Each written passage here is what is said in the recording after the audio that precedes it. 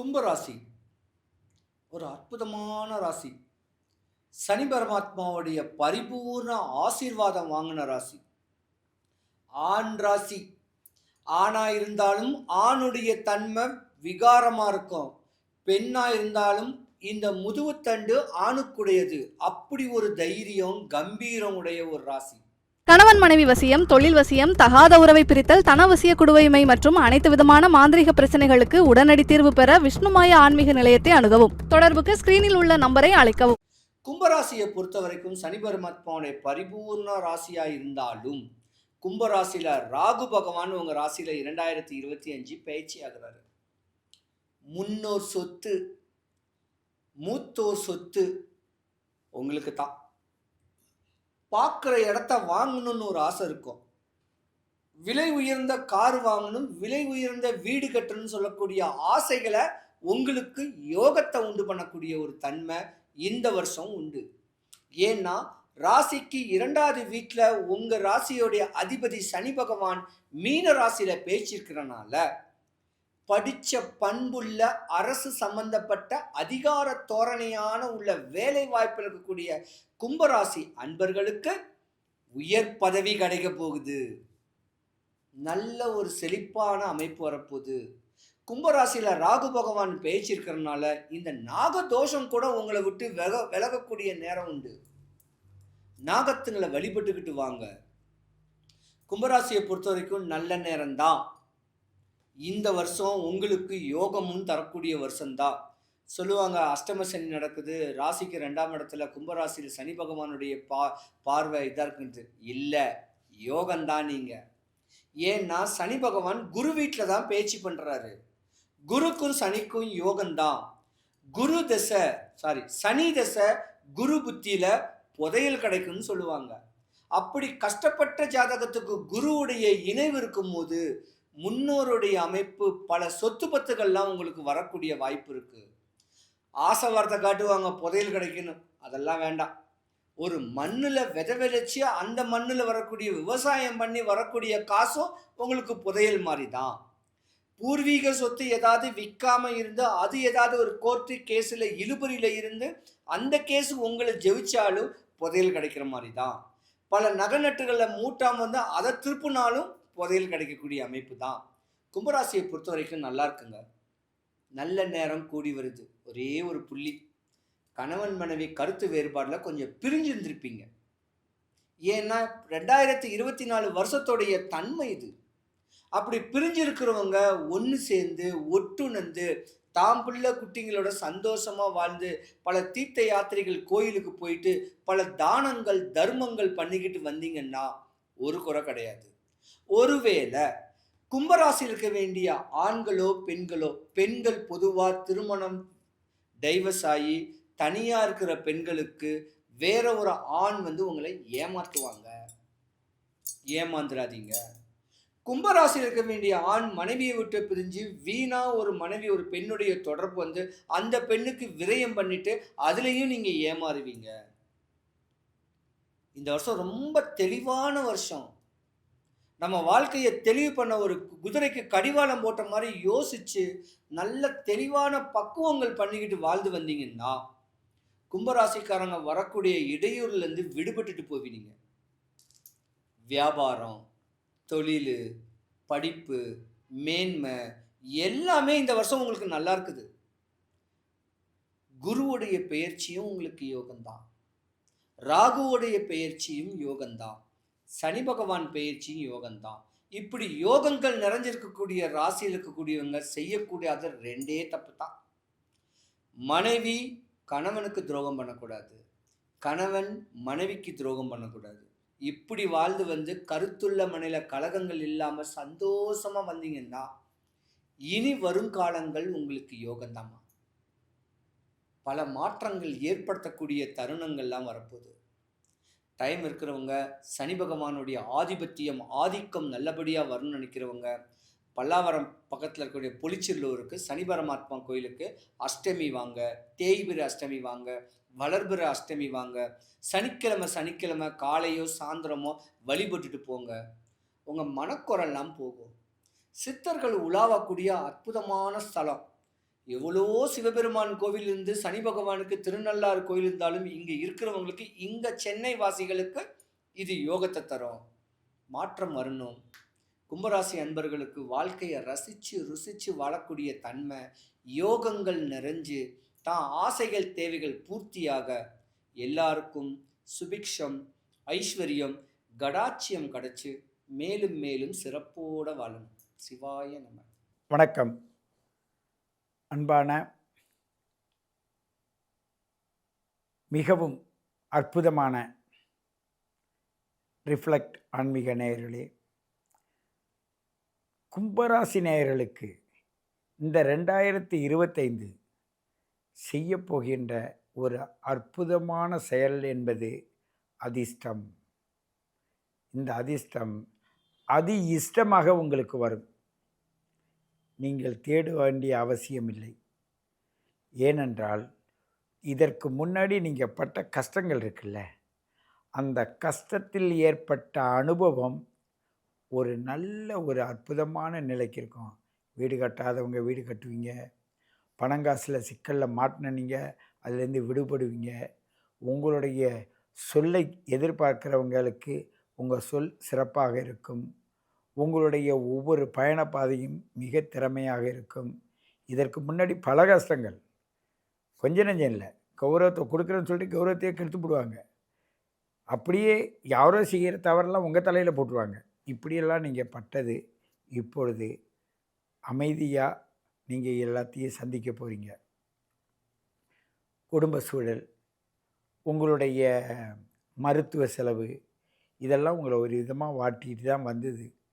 அப்படி மாட்டிக்கிட்டே வந்தாலும் கூட இப்பொழுது உங்கள் வீட்டிற்கு பக்கத்தில் ஐயப்பன் கோயிலோ, ஐயப்பன் பூஜை பண்ணக்கூடிய இடமோ, ஒரு குளமோ, வேப்ப மரமோ, காளி கோவிலோ அங்கே கண்டிப்பாக இருக்கும்.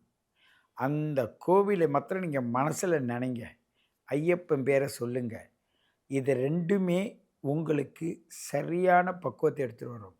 எப்பொழுதும் தெய்வங்களை நீங்கள் போய் பார்ப்பது ஒரு புறம் இருந்தாலும் அந்த சரீரத்துக்கும் ஆன்மாவுக்கும் கொடுக்குற பாதை அது.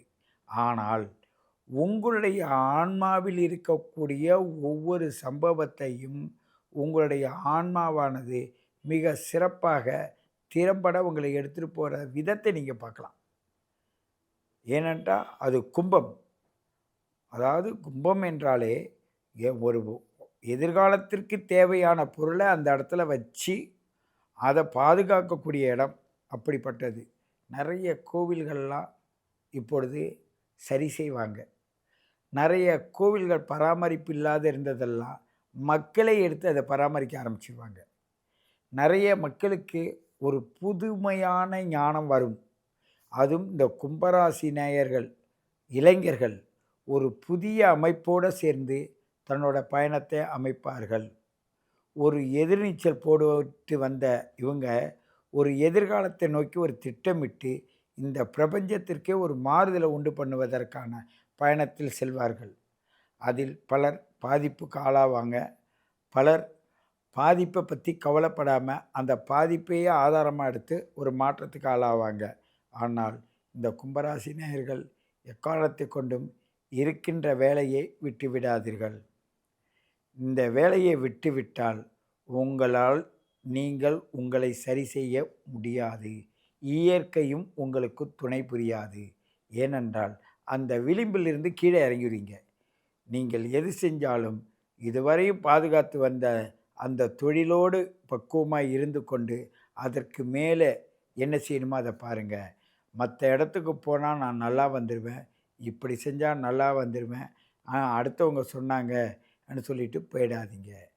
உங்களுக்கு தெரியும், முதல் 6 மாதம் மிகவும் கவனமாக இருந்தால் கண்டிப்பாக அடுத்த 6 மாதத்தில் நீங்கள் நினச்சது நடக்கும்.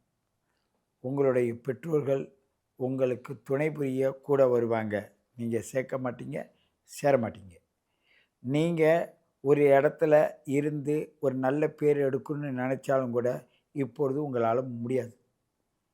உங்களுக்கு பல இன்னல்கள் குடும்பத்தாராலையும் வரும். அப்படி வந்தாலும் கூட நீங்கள் அதை பொருட்படுத்த மாட்டீர்கள்.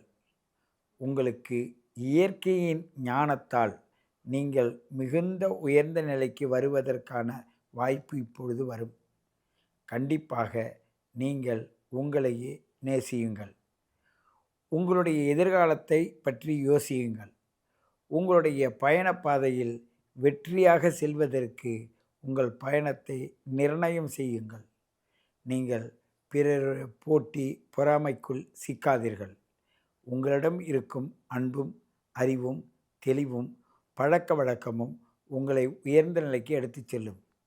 உங்களிடம் இருக்கும் அற்புதமான சில குணங்கள் ஒரு சில குணத்தால் பாதிக்கப்படும். இதை பலரும் விரும்ப மாட்டார்கள். முன்னவே உங்களுக்கு எச்சரிப்பு கொடுத்துருப்பாங்க, இதெல்லாம் செய்யாதீங்கப்பான்னு.